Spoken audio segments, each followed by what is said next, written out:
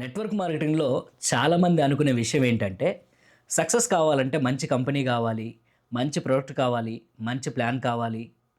అవి అవసరమే. కానీ చాలాసార్లు మన గ్రోత్‌ను నిర్ణయించేది ఇంకో విషయం. అదే మన మాటల స్టైల్. అందుకే ఈరోజు మీ మాటల స్టైల్ మీ గ్రోత్‌ను ఎలా మారుస్తుంది అనే విషయం తెలుసుకుందాం. ఈ బిజినెస్ మనుషులతో చేసే బిజినెస్. ఇక్కడ ప్రొడక్ట్ కంటే ముందు, ప్లాన్ కంటే ముందు మనుషులు మిమ్మల్ని వింటారు, మిమ్మల్ని గమనిస్తారు, మిమ్మల్ని అంచనా వేస్తారు. అందుకే మీరు ఎలా మాట్లాడుతున్నారో చాలా ముఖ్యం. చాలామంది మాట్లాడేటప్పుడు చాలా వేగంగా మాట్లాడతారు. ఎదుటి వ్యక్తికి అవకాశం ఇవ్వరు.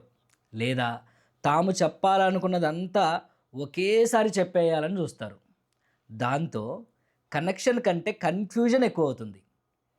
మంచి కమ్యూనికేషన్ అంటే ఎక్కువ మాట్లాడటం కాదు, అర్థమయ్యేలా మాట్లాడటం.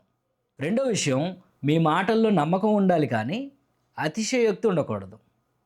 కొన్నిసార్లు రిజల్ట్స్ చూపించాలనే ఉద్దేశంతో వాస్తవానికి మించి మాట్లాడతారు.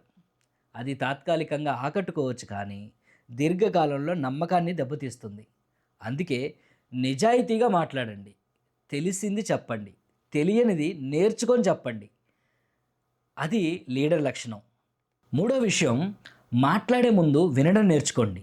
చాలామంది ప్రాస్పెక్ట్ మాట్లాడడం పూర్తి కాకముందే సొల్యూషన్ చెప్పడం మొదలు పెడతారు.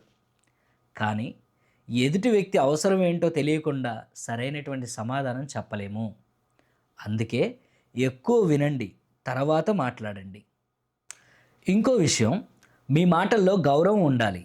ఎవరైనా జాయిన్ అవ్వకపోయినా, ఎవరైనా వద్దు అన్నా మీ టోన్ మారకూడదు. ఎందుకంటే మనుషులు మీ మాటలను మర్చిపోవచ్చు, కానీ మీరు ఎలా మాట్లాడారో గుర్తుంచుకుంటారు. టీంలు బలవంతంగా నిర్మించలేం, ప్రభావంతో నిర్మించాలి. ఆ ప్రభావం మొదలయ్యేది మన మాటల నుంచే. కాబట్టి మీ కమ్యూనికేషన్ను మెరుగుపరచండి. తొందరగా మాట్లాడడం తగ్గించండి, వినటం పెంచండి, నిజాయితీగా మాట్లాడండి, గౌరవంగా మాట్లాడండి. నెట్వర్క్ మార్కెటింగ్లో మీ మాటలు కేవలం సంభాషణలు కావు, అవి మీ వ్యక్తిత్వానికి అద్దం. మీ మాటల స్టైల్ను మెరుగుపరచండి, మంచి సంబంధాలను నిర్మించండి, మీ గ్రోత్ను వేగవంతం చేయండి. All the best.